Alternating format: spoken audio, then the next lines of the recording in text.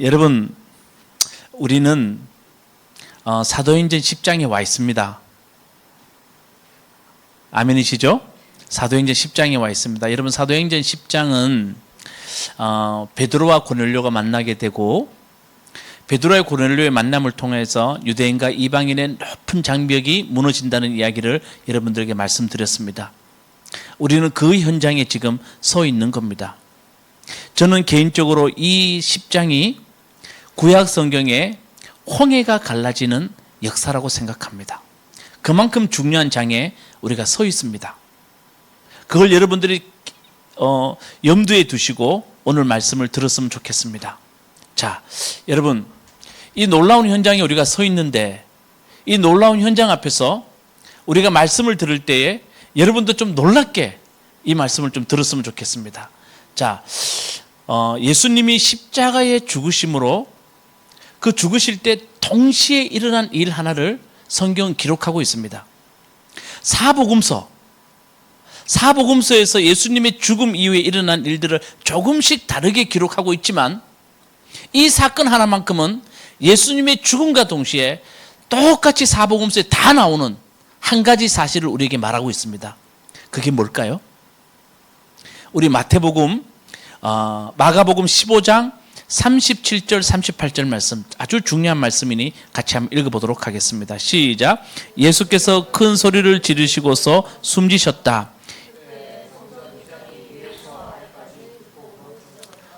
자, 예수님이 숨지셨어요. 그때 어떤 일이 벌어집니까? 성전 휘장이 위에서부터 아래로 찢어졌다. 이건 모든 사복음서에 예수님 죽음 이후에 동시에 똑같이 이 복음 말씀을 기록하고 있다는 겁니다. 성전의 휘장이 어떻게 됐다고요? 찢어졌다. 자, 여러분, 유대인들에게 성전은 어떤 의미입니까? 우리 많이 들어서 압니다. 하나님의 임재하는 곳입니다. 그들은 성전이 있기 때문에 이 성전을 통해서 예루살렘은 우주의 중심이라고 생각합니다. 다시 말하면 예루살렘은 모든 생명의 배꼽이라고 생각합니다. 예루살렘에 성전이 있기 때문에. 그리고 그들은 1년에 3번은 반드시 성전을 방문합니다. 그리고 성전은 정말 그들의 신앙 그 자체입니다. 우리가 생각하는 교회의 이미지하고는 완전히 다릅니다. 그만큼 그들은 성전이 중요합니다. 성전에 들어가면요, 여기 성전이 있고, 그리고 지성소가 있습니다. 제사장은 언제나 성전에 들어갈 수 있습니다. 근데 그 성전과 지성소가 있는데, 지성소와 성전을 구별하는 것이 뭐냐면 여기 나와 있는 휘장입니다. 근데 이 지성소에는 하나님이 임재한다고 그들은 믿습니다. 이해되시죠? 휘장으로 쳐 있고, 여기는 성전이고 여기는 지성소입니다. 여기 휘장이 쳐 있는 겁니다. 이 지성소에는 하나님이 임재하는 곳입니다. 그래서 1년에 한 번 대제사장만이 백성들의 죄를 사하기 위해서 피를 가지고 여기 지성소에 한 번 들어옵니다. 이해되시죠? 근데 예수 그리스도가 죽으심으로 말미암아 동시에 일어난 일이, 이 휘장이 찢어졌대요. 아주 중요한 의미를 우리에게 들려주고 있어요. 이 휘장은 어떤 의미인지 히브리서에서는 우리에게 이렇게 말합니다. 히브리서 10장 20절 말씀, 우리 앞을 보시고 다 같이 읽어보도록 하겠습니다. 예수께서는 휘장을 뚫고 우리에게 새로운 삶의 길을 열어주셨습니다. 그런데 그 휘장은 곧 그의 육체입니다. 자, 예수께서 죽으심으로 우리에게 살 길을 열어주셨대요. 그런데 그 휘장은 뭐라고요? 예수님의 육체래요. 다시 말하면 예수님은 자기의 죽으심을 휘장을 찢으셨다고 말합니다. 그 휘장을 찢으셨다는 말은 우리에게 새로운 길이 열렸다는 겁니다. 살 길이 열렸다는 겁니다. 아시겠죠?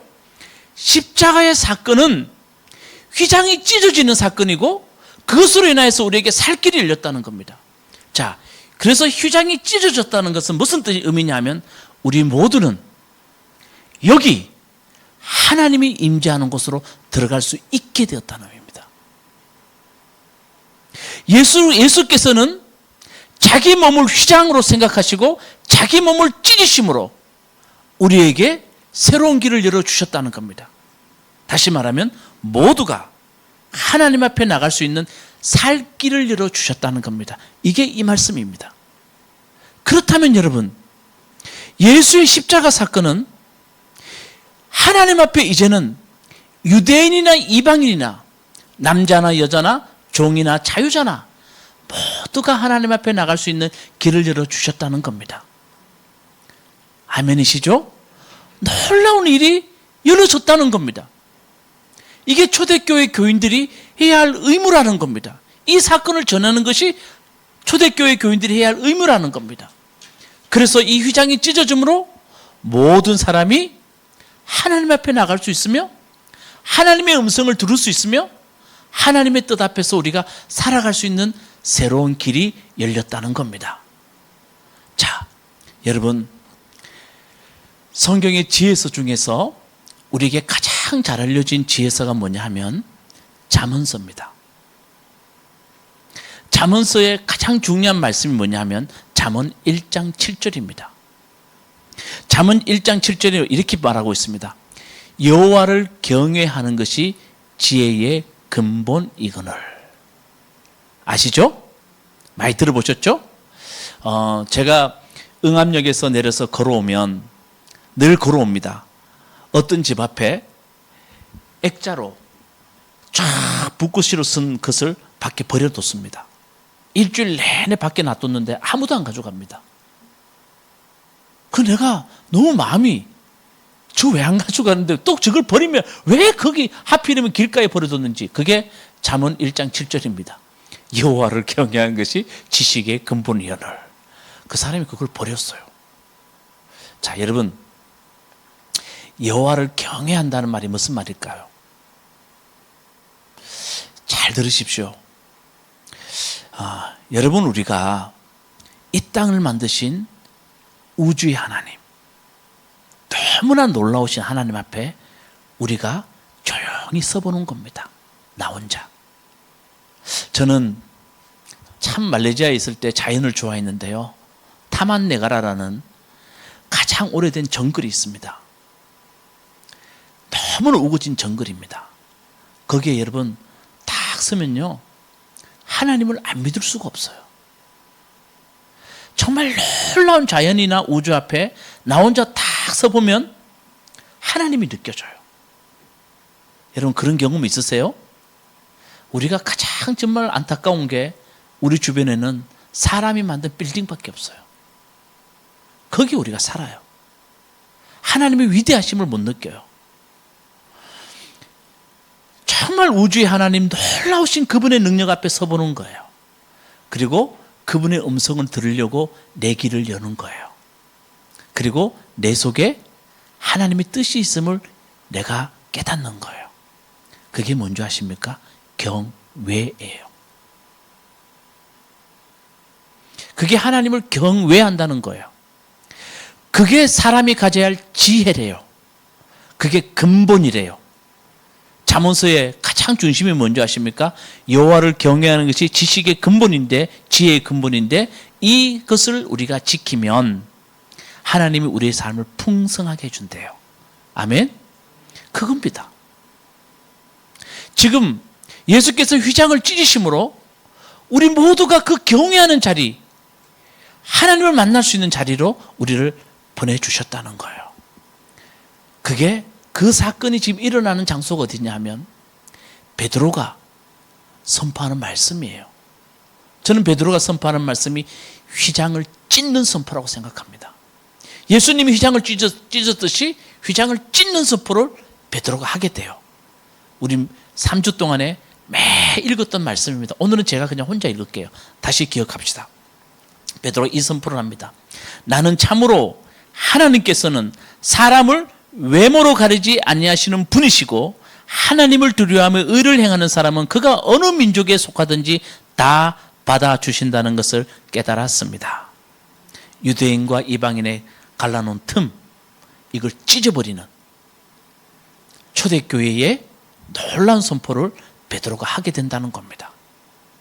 예수 그리스도께서 휘장을 만드셔서 휘장을 찢어버리시고 모두가 다 하나님의 성전에서 하나님을 만나게 해주듯이 베드로가 이 선포로 놀라운 일이 벌어지기 시작하더라는 겁니다. 좀 이해되십니까? 우리 사람에게 그런 말씀 했어요. 우리 교인들이 아닙니다. 하여튼 우리 교인들이 말씀에 깊은 이해가 있었으면 좋겠다. 저는 그게 꿈입니다.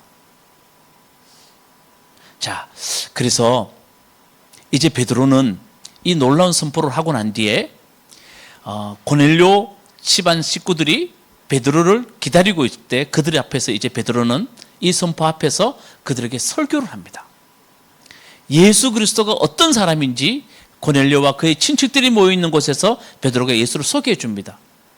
그랬더니요, 오늘 성경 말씀에 보니까 고넬료 집에 있는 사람들에게 성령이 임합니다. 베드로와 함께 왔던 유대인들, 여기서는 할례 받은 사람들이라고 표현하고 있습니다. 와서 너무 놀랍니다. 그들이 부정한 사람으로 생각했던, 도대체 이방 사람들은 부정한 사람으로 생각하고 유대인들은 가까이 가지도 않았던 그들에게 뭐가 임합니까? 성령이 임한 겁니다. 그래서 우리 성경 오늘 본 말씀 보니까 너무 깜짝 놀랍니다. 그리고 이렇게 말합니다. 이들에게 세례를 주는 것이 옳지 않은가 하고는 베드로가 그들에게 세례를 줍니다. 세례를 준다는 말은 무슨 의미입니까? 당신들도 하나님의 자녀입니다. 당신들은 부정한 사람들이 아니라 하나님의 자녀입니다. 이 놀라운 일이 오늘 10장 우리가 읽었던 44절부터 48절까지 나옵니다. 제가 오늘 여러분들과 조금 더 나누고 싶은 것이 뭐냐면, 오늘 본래 본문 말씀은 34절부터 48절까지인데 34절부터 43절까지 베드로가 소개한 예수, 그것을 먼저 보고 난 뒤에 우리가 오늘 본문 말씀을 좀 더 설명하겠습니다. 자, 베드로가 고넬료가 있는 그 식구들이 모인 자리에서 베드로가 예수님을 소개합니다. 그들이 예수님을 어떤 분인지 듣게 됩니다. 그리고 그 말씀을 들을 때 그들에게 뭐가 임하셨다고요? 성령이 임하셨대요. 베드로가 어떻게 예수님을 어떻게 소개했는지, 그래서 우리가 함께 나눠보고 싶습니다.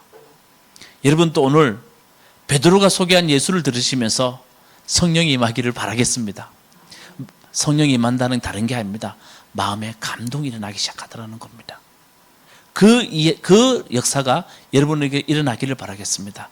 자, 먼저 베드로는 36절 말씀에 예수님을 이렇게 소개합니다. 자, 36절 앞을 보고 다 같이 읽어보겠습니다. 시작. 하나님께서는 이스라엘 자손에게 말씀을 보내셨는데 곧 예수 그리스도를 통하여 평화를 전하셨습니다. 예수 그리스도는 만민의 주님이십니다. 자, 여러분 좀 그냥 읽으시기에 이 말씀이 무슨 말씀인지 대충은 알겠는데, 베드로가 예수님을 증거하는데 이렇게 말합니다. 보세요. 하나님께서 이스라엘 자손에게 말씀을 보내셨는데 그 말씀은 누구시라는 겁니까? 예수님이시라는 겁니다. 요한복음에서 나왔죠. 말씀이 육신에 되어 오신 분이 누구시라고요? 예수님이십니다. 근데 그 예수를 통하여 뭐를 전했다고요? 평화를 전하셨습니다. 그래서 예수 그리스도는 만민의 주님이십니다. 자, 은혜가 되나요? 여러분 대단히 믿음이 좋으시네요. 여러분, 베드로가 증거한 예수님, 베드로가 다른 데서 이렇게 예수님을 증거하지 않아요. 평화란 단어가 들어가 있고요, 만민의 주님이란 단어가 들어가 있어요. 보통 같으면 여러분 죄 졌기 때문에 죄를 회개하고 예수 믿어야 됩니다. 당신들은 죄인입니다 라고 베드로가 사도행전에서 증거했잖아요. 그런데 베드로가 좀 이상한 말을 해요. 말씀으로 오신 주님이 우리에게 평화를 전하셨습니다. 근데 그분이 만민의 주님이십니다라고 말해요. 눈에 톡 들어오는 단어를 여러분 기억하세요. 평화라는 단어와 만민의 주님이라는 단어입니다. 자, 여러분, 베드로가 설교할 때, 예수님을 전할 때 거기 앉아있는 사람은 누구냐 하면 고넬료와 그의 친척들입니다. 고넬료는 어떤 사람입니까? 로마의 백부장입니다. 엘리트 군인입니다. 그리고 앉아있는 친척들도 다 로마에 속해있는 로마의 시민들입니다.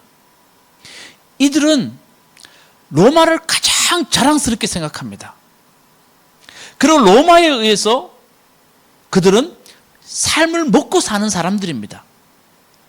이해되시죠? 그래서 그들에게 가장 익숙한 단어, 그들이 자랑스럽게 생각하는 단어가 뭐냐면, 많이 들어보셨죠? 팍스 로마나. 팍스 로마나. 이게 무슨 말입니까? 로마의 평화. 고대 사회에서는 늘 전쟁하고 살아야 되고 그들이 가장 원하는 것은 평화입니다. 여러분, 평화가 깨진 땅에는 그 어떤 사람도 살 수 없습니다. 그런데 자신들에게 평화를 준 사람이 누구냐 하면 로마입니다. 그래서 로마가 그들에게 말한 것은 팍스 로마나, 로마가 평화를 준다. 근데 그 평화를 준 사람이 로마의 누구십니까? 로마의 황제입니다. 그래서 황제는 신의 아들입니다. 그래서 황제를 뭐라 부르는지 아십니까? 잘 들어보십시오. 키리오스, 주.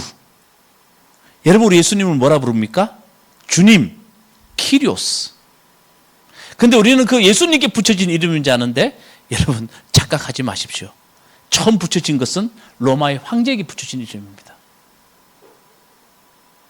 팍스 로마나 그리고 키리오스, 모두가 다 로마에게 해당하는 단어입니다. 지금 베드로는 그들에게 말합니다. 평화? 로마가 준 평화?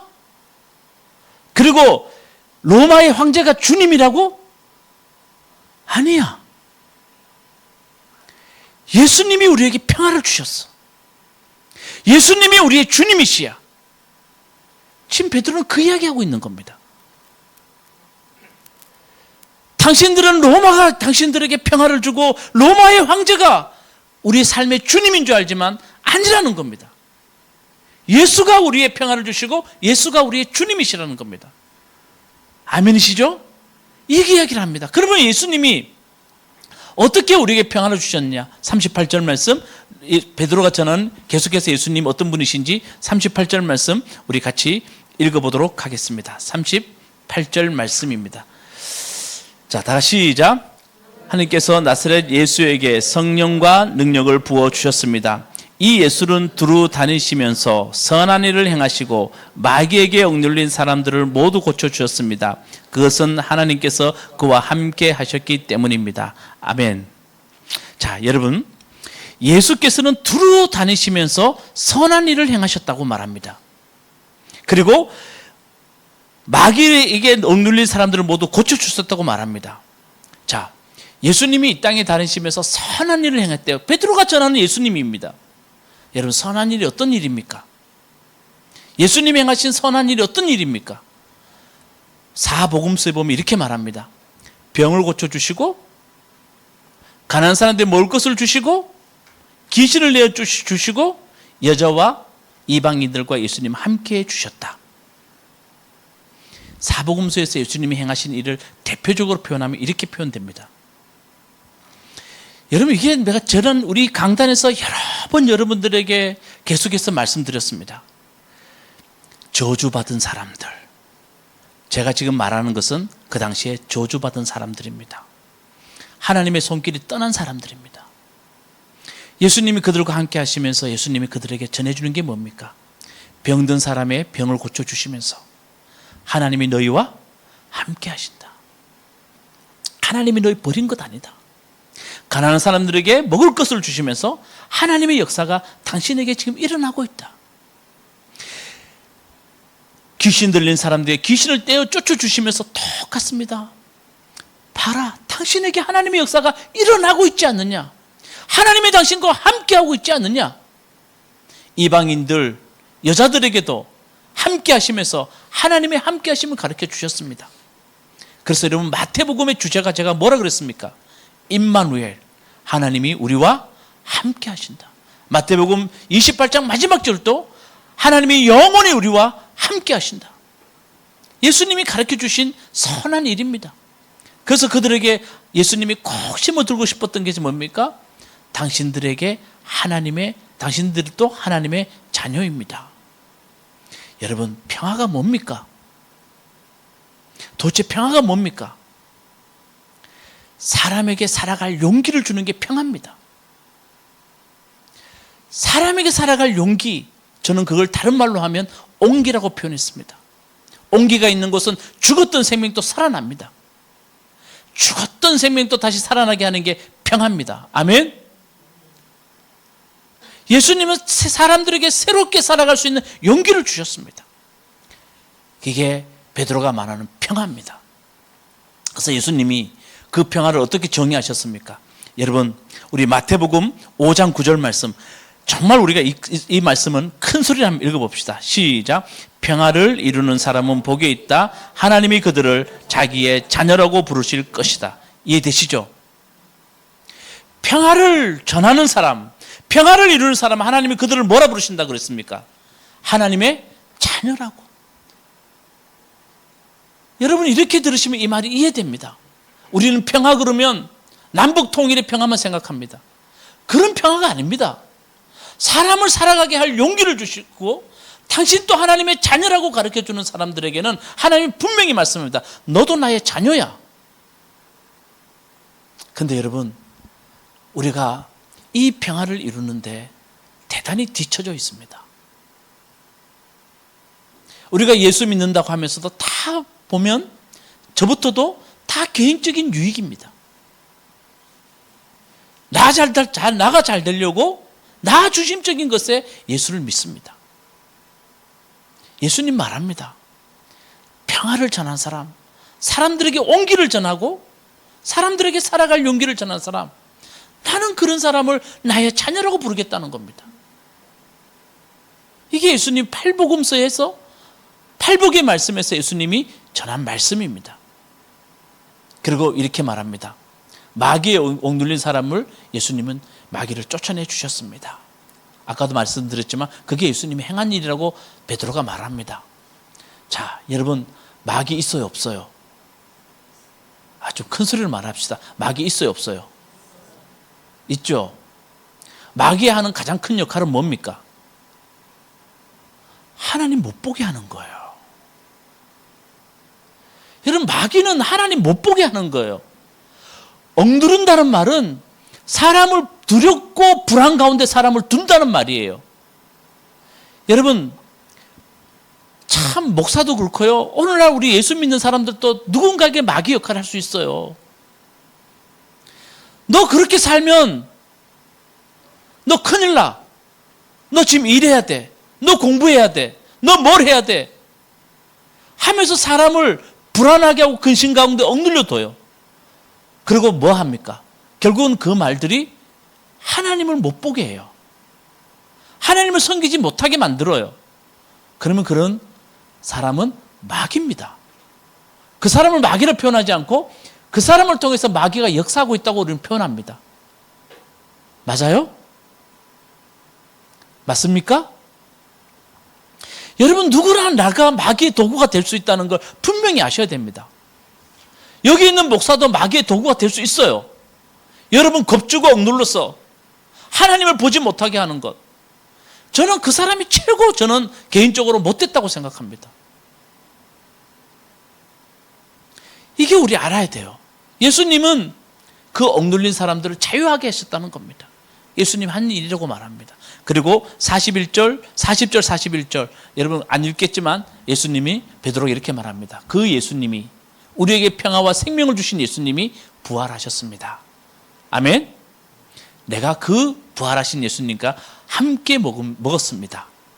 다시 말하면 부활의 내가 증인입니다. 여러분, 부활은 무슨 말입니까? 저는 교회 예전에 다니면서 사람들이 너 부활 믿어 안 믿어? 뭐 이런 걸로만 부활을 생각했습니다. 여러분, 부활은 죽음도 이길 수 없는 생명을 예수께서 우리에게 주셨다는 이야기를 들려주고 있습니다. 아멘? 죽음도 이길 수 없대요. 다시 말하면 하나님이 우리에게 참 생명을 주셨는데 이 생명은 영원히 없어지지 않는, 예수 그리스도의 사랑을 위해서 영원히 없어지지 않는, 죽음도 이길 수 없는 진짜 생명을 주셨대요. 그게 뭐냐? 사랑이래요. 그 사랑을 예수께서 우리에게 베풀어 주셨다는 겁니다. 자, 그 말을 들었더니 거기 모인 사람들에게 무엇이 내려졌다고요? 성령. 그랬더니 사람들이 깜짝 놀라요. 유대인들이 깜짝 놀라요. 저렇게 우리가 부정하다고 생각했던 사람들에게 어떻게 성령이 임하냐? 그들에게 성령이 너무 중요하거든요. 그들은 에스겔의 전통에 써 있습니다. 죽었던 사람들도 마른 뼈 같은 사람들한테 성령이 임하니 죽은 마른 뼈가 어떻게 됐습니까? 살아났어요. 그렇게 유대인들에게 성령은 아주 중요한 하나님의 영이에요. 근데 이 영이 누구한테 임하였다고요? 이방 사람들한테도. 그들이 뭘 들을 때요? 예수 그리스도의 그 말씀을 들을 때 그들이 감동하니까요, 그들에게 성령이 임하더라. 아멘. 자, 여러분, 저는 아까 여러분 이렇게 말씀드렸습니다. 구약의 잠언서의 가장 큰 지혜는 하나님 앞에 사람들이 서는 것. 다시 말하면 휘장이 찢어져서 모두가 하나님 앞에 나올 수 있는 하나님 앞에 서는 것. 그리고 우리가 그분의 음성을 듣는 것. 그리고 그분 앞에 내가 하나님의 뜻이 있음을 알고 살아가려고 노력하는 것. 그게 지혜라고. 잠언서는 그런 사람에게 하나님이 풍성함을 베풀어 주실 거라고, 삶을 풍성하게 만드실 거라고.